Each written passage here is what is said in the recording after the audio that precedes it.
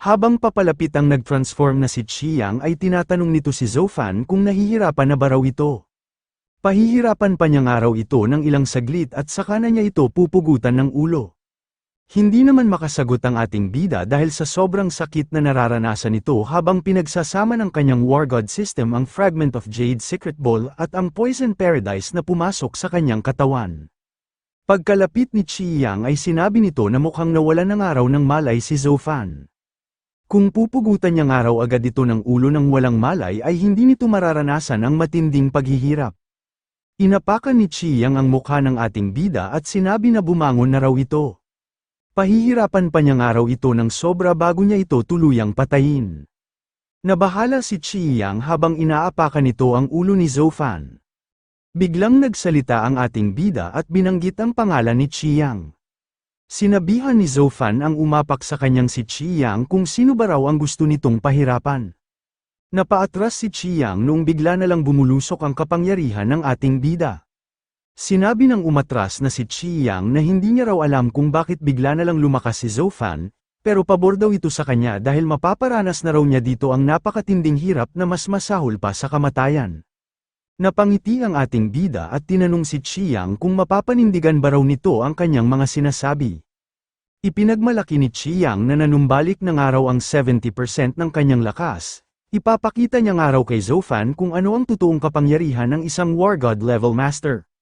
Napahinto sa pagsasalita si Chi Yang noong mapansin nito na may mabilis na pag-atake na patungo sa kanya. Naiwasan niya man ito pero nagtataka siya kung bakit nga raw mas lumakas at bumilis pa ang sword attack ng ating bida. Nagsalita si Zofan at sinabi na ngayon nga raw na nakaakyat na siya sa Novice War God level ay doon niya napagtanto kung gaano pala kahina si Chi Yang kumpara sa ibang mga War God. Hindi makapaniwala si Chi Yang sa kanyang narinig, nagtataka siya kung paano ito nagawa ng ating bida. Naisip ni Chi Yang na nagagawa nga lang daw siya kaninang kaharapin ni Zofan nang dahil sa mystic weapon nito. Ang lakas nga raw ng sword power nito ay katumbas lang ng isang advanced warlord kaya wala itong dalang panganib laban sa kanya. Pero bigla na nga lang daw lumakas ang huli nitong pag-atake na para bang naramdaman niya na kailangan niya itong iwasan. Ang nakakakilabot nga raw na pag-atake ng ating bida ay parang hindi na lang lakas ng isang warlord level. Napapaisip si Chi Yang kung may katotohanan ba raw ang sinabi nito na nakaakyat na ito sa War God realm. Napaka-imposible nga raw nito dahil 20 taong gulang pa lang ito. Malamang nga raw ay may ginamit ito para mapagkunan ng lakas gaya na lang ng kanyang ginawa. Matapos mag-isip ay sumugod na ulit si Chi Yang. Hindi nga raw siya naniniwala na magiging isa ng War God si Zofan ng ganoong kabilis. Noong umatake si Chi Yang ay agad na ini-activate ni Zofan ang kanyang sense skill. Habang gamit niya ito ay nagulat siya noong makita niya na naging advanced version ng teknik niyang ito. Noong nasa intermediate version nga raw ito ay nahihirapan pa siyang basahin ang galaw ng isang War God level, pero ngayon nga raw ay nakikita na niya ito ng malinaw. Agad na ginamit ni Zofan ang kanyang kapangyarihan para pagningasin ang kanyang sandata. Matapos noon ay doon na rin niya ginamit ang kanyang flaming sword power. Walang takot na kinaharap ng ating bida ang malakas na pag-atake ni Chi Yang. Hindi niya ito inurungan para masubukan niya agad kung gaano na siya kalakas. Nakaramdam ng inis si Chi Yang noong mapagtanto nito na lumakas na nga si Zofan. Nagsalita ang ating bida at sinabi na nangyari nga raw ito nang dahil din sa tulong ni Chi Yang. Tinanong niya si Chi Yang kung ang Black Potion ba raw na ginamit nito ay hindi lang isang lason, nagagawa nga rin pala nitong pataasin ang potensyal ng isang tao. Sinabi ni Zofan na kung hindi nga raw siya inatake ni Chi Yang gamit ang Black Potion ay hindi niya magagawang makapag-breakthrough sa sunod na level. Habang nakikipaglaban ay nang asar pa ang ating bida at pinasalamatan si Chi Yang sa tulong na ibinigay nito para maging isang ganap na siyang War God. Hindi pa rin matanggap ni Chi Yang na si Zofan ang magiging pinakabatang naging War God ng kanilang bansa.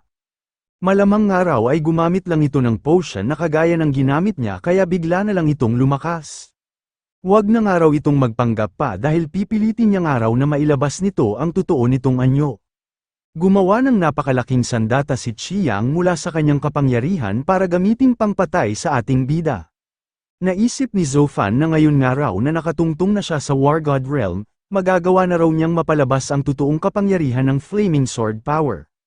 Naisip niya rin na malamang araw ay mapapalabas na niya ang totoong kapangyarihan ng Battle Territory Resonance pagkatapos niyang maging isang ganap na war god.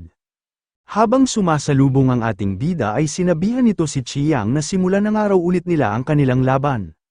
Nagtagpo na ang kanilang mga pag-atake hanggang sa mawasak ni Zofan ang ini-activate na skill ni Chiang. Hindi makapaniwala si Chiang na mawawasak ng ating bida ang ginawa niyang pag-atake matapos ang kanilang sagupaan. Pero hindi nga raw siya papayag na matalo siya nito, lalabanan niyang araw ito hanggang kamatayan. Nagsalita rin si Zofan at sinabihan si Chiang na tingnan na nga lang daw nila kung sino ang magwawagi sa kanila. Inatake na muli ng ating bida at ni Chiang ang isa't isa, bawat isa sa kanila ay walang balak na magpatalo. Habang nanunood mula sa malayo ay sinabi ng Wasp King na napakagaling nga raw ng kanilang Master Zofan. Nagagawa nga raw nitong makipagsabayan sa isang veteran war god kahit nakakatungtong pa lang nito sa war god realm. Hangang-hanga rin si Little Gray habang pinapanood kung paano makipaglaban ang kanilang Master Zofan. Hindi makapaniwala si Du Qing na ang kumakalaban ngayon sa nag-transform na si Chiang ay ang ating bida, napapaisip siya kung isa na ba raw war god ang binatang ito. Nagsalita si Nia Xuanye at sinabi na tanging mga war god level nga lang daw ang kayang gumawa ng ganoong kalakas na battle territory. Talagang lagi nga raw siyang sinusurpresa ni Zofan, sino nga raw ang mag-aakala na magiging isa na agad itong war god sa ganoong edad.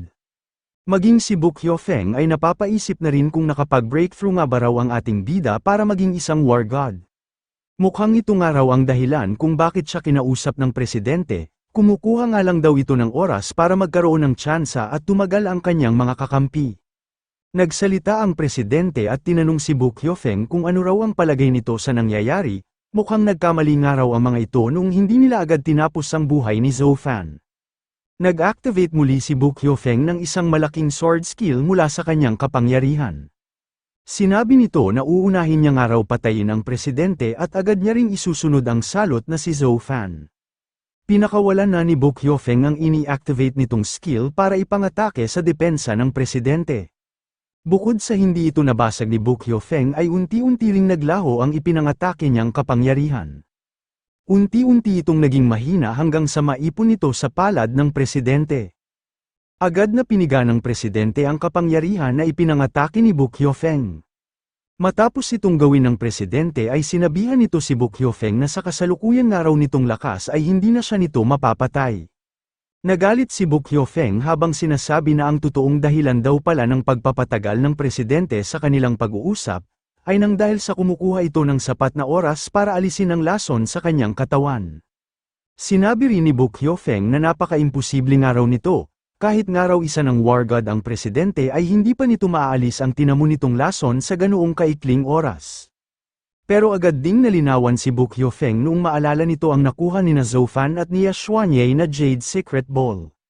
Mukhang kanina pa nga raw pala itong nagpapanggap habang inaabsorb ang nakuha nitong Sacred Elixir.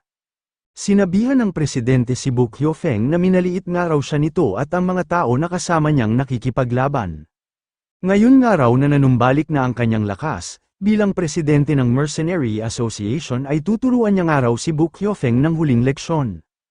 Tinawag ng presidente si Buk Hyofeng at sinabi na humanda na nga raw ito. Saluhin nga raw nito ang kanyang Advanced War God Strike na tinatawag na Fist of Steel. Tumama ng direkta ang napakalakas na pag-atake na pinakawalan ng presidente. Sa lakas ng skill na ito ay hindi na ito kinaya pa ni Buk Hyofeng. Tumila po ng napakalayo ang tinamaan na si Buk Hyofeng hanggang sa tumagos ang katawan nito sa ilang dulo ng mga bundok. Habang nanghihina ay napapaisip si Buk Hyofeng kung ito na ba raw talaga ang totoong lakas ng isang advanced war god. Sa panig naman ng ating bida ay nagawa na rin itong mapabagsak ang kinakalaban niya na si Chiang. Hindi makapaniwala si Chiang sa lakas na taglay ng ating bida, sa lakas nga raw nito ay parang napakatagal na nitong naging isang war god. Sinabihan ng presidente si Buk Hyofeng na ito ng araw ang oras para wakasan na nila ito. Sinabihan naman ni Zofan si Chiang nang ito ng araw ang oras para malaman nila kung sino sa kanila ang panalo. Shout out sa lahat ng patuloy na sumusuporta sa ating channel na Otakong Pinoy Recap.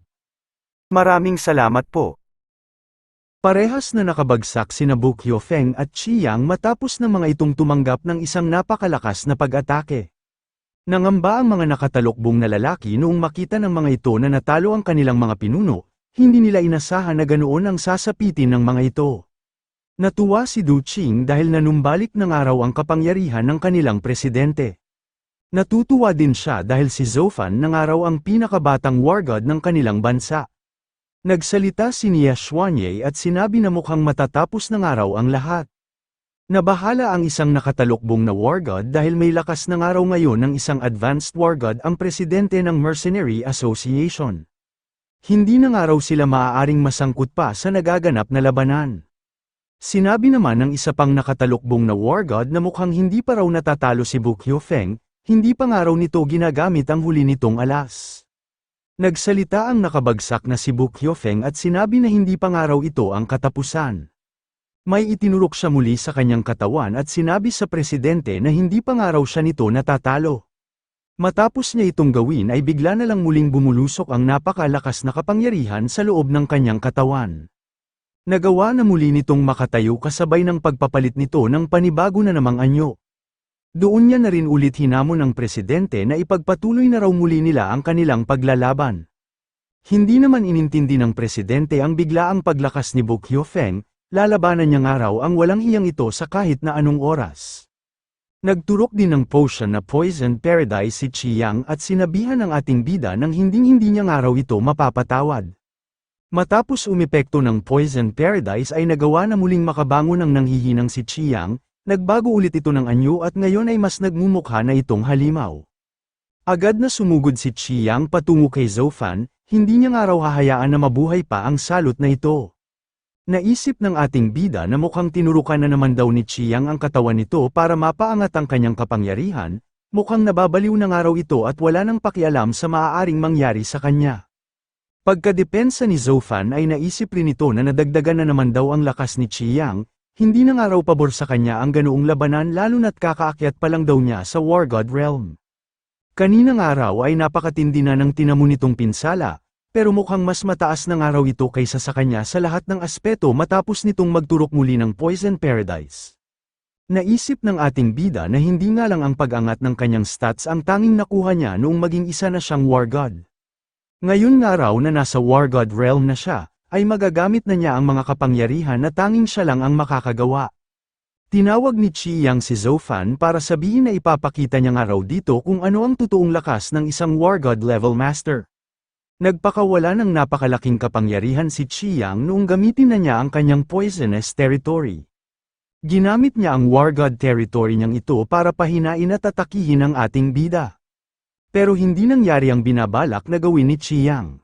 Napakadali lang na winasak ng War God territory ni Zhou Fan ang War God territory na pinakawalan nito. Hindi makapaniwala si Qi Yang na hindi man lang daw umepekto sa ating bida ang binuo niyang poisonous territory.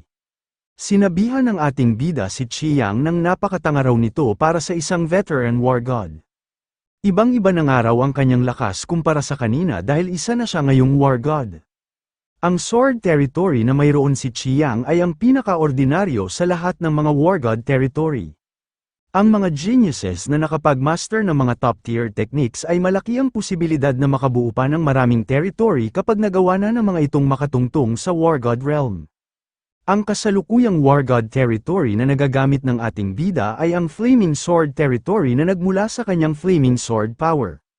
Sinabi ni Zhou Fan kay Qi Yang na parehas na nga raw sila ngayong War God, napakatanga naman daw nito kung inaakala pa nito nagagana sa kanya ang regular nitong teritoryo. Sinabi rin ng ating bida na bukod nga raw sa espesyal ang kanyang War God territory ay nagtataglay pa rin siya ngayon ng Battle territory. Namangha si Du Qing dahil naiintindihan nito ang mga sinabi ni Zhou Fan, ibig sabihin nga raw noon ay nagtataglay na agad ito ng double territory kahit nababagong akyat pa lang ito sa War God Realm. Inaakala pa rin ni Qi Yang na may combat fanatical physique ang ating bida, napakahalimaw nga raw nito dahil nagtataglay na agad ito ng dalawang makapangyarihang teritoryo. Pero wala nga raw siyang pakialam kung malahalimaw man ang lakas na mayroon si Zhou Fan. Bilang isang araw veteran war god ay papatayin niya ito gamit ang lahat ng kanyang makakaya. Nagpakawala ng napakalakas na kapangyarihan si Chiang para i-activate ang lahat ng kanyang War God territory. Sinabihan ni Du Qing ang ating bida na mag-ingat daw ito dahil mukhang gagamitin ng araw ni Chiang ang lahat ng natitira nitong lakas. Mukhang nababaliw ng araw ito at wala na itong pakialam sa maaaring mangyari sa kanya. Naisip ni Zhou Fan nang mukhang pinipilit nga raw ni Chiang na pagsamahin ang lahat ng kanyang War God territory. Kailangan na nga rin daw niyang gamitin ang buo niyang lakas para matalo niya ito. Naisip ng ating bida na gagamitin ng araw niya ang unique swordsmanship ng pumanaw na si Tian Jian. Gumawa si Zhou Fan ng isang napakalaking flame blade gamit ang Flaming Sword Territory at Flaming Sword Power. Pagkabuo niya nito ay agad niya itong ginamit para atakihin si Chiang. Napatigil ang ginagawa ni Chiang noong tamaan ito ng napakalakas na pag-atake ng ating bida. Sa lakas nito ay tuluyan ang naglaho at naluso si Chiang. Wala man lang ni kahit anong bahagi ng katawan nito ang naiwan sa gitna ng labanan. Nagsalita si Zhou Fan at sinabi na ngayon nga raw ay nakakasigurado na siya na tapos na ito. Hindi na rin nagtagal pa ang nangyayaring labanan sa pagitan ng dalawang advanced war god. Natalo muli si Bu Qiufeng dahil hindi nito kinaya ang taglay na lakas ng Mercenary Association President. Napapaisip ang nag-aagaw buhay na si Bu Qiufeng kung saan nga raw siya nagkamali. Pagkalapit ng presidente ay sinabihan nito ang nag-aagaw buhay na si Bu Qiufeng nang nabigo ng araw ang lahat ng ginawa nitong plano, doon na nga rin daw magwawakas ang buhay nito. Natuwa ang mga miyembro ng Mercenary Association dahil sa wakas nga raw ay natapos na ito. Hindi rin nila maalis sa kanilang isipan ang mga napanood nilang napakatinding laban. Sinabi ng isang deacon na kahit nga raw nangyari ang pagsugod ng napakaraming halimaw nang dahil sa pakana ni Bu Qiufeng, ay nakakapagtaka nga raw kung bakit bigla na lang ang mga itong umalis ng kusa.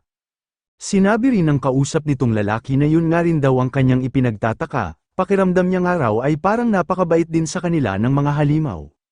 Nagtanong ang mga batang halimaw sa kanilang mga magulang kung bakit nga raw sila nagmamadali ng paglayo.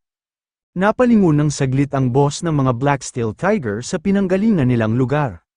Noong gawin niya ito ay doon niya napagtanto na kahit malayo na sila ay may nagbabantay pa rin sa kanilang galaw. Nakatuon pa rin ang atensyon ni Little Gray sa kanilang direksyon, hanggang sa mas nilakasan pa nito ang inilalabas niyang aura. Kinilabutan ang dalawang Monster King noong maramdaman nila ang kapangyarihan na inilabas ni Little Gray. Kumaripas na ang dalawang ito ng pagtakbo sa takot na baka manganib pa ang kanilang buhay kapag nagtagal pa sila doon.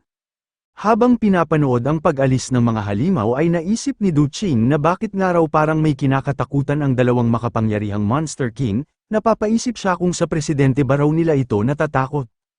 Pinuri ng Wasp King ang kanyang Master Little Gray. Kung hindi nga raw nito tinakot ang mga halimaw ay hindi na nga raw niya alam kung ano ang maaaring mangyari sa mga nasa ibaba nilang tao.